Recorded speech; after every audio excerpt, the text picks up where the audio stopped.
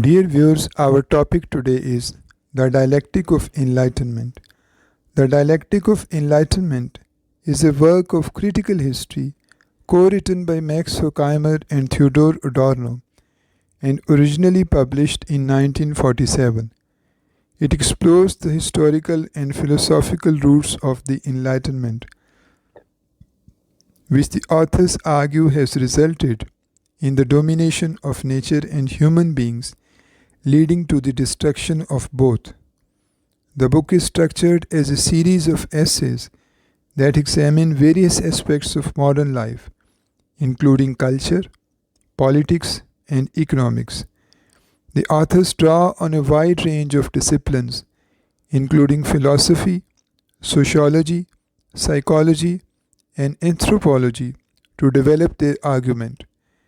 At the heart of their critique is the notion of instrumental rationality, which they define as the use of reason for the purpose of domination and control. This mode of thinking, they argue, has become so pervasive in modern society that it has led to the objectification and manipulation of both nature and human beings. This has resulted in the destruction of the natural world, the rise of totalitarianism, and the dehumanization of individuals. One of the key themes of the book is the role of culture in perpetuating this system. The authors argue that mass culture, including film, advertising, and popular music, is designed to reinforce the dominant ideology and prevent individuals from thinking critically about their own lives. They also explore the role of art in this process, arguing that it too has become co-opted by the culture industry and is no longer capable of offering a meaningful critique of society.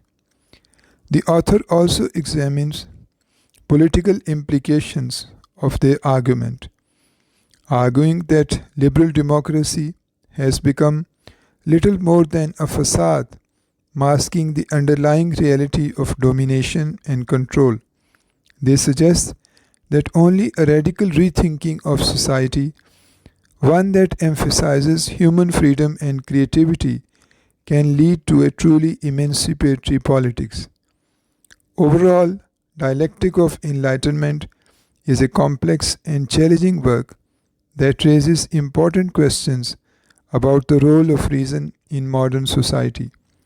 While some of the specific criticisms may be dated, the book remains an influential and thought-provoking work of critical theory that continues to shape contemporary discussions of culture, politics, and society. Thank you very much.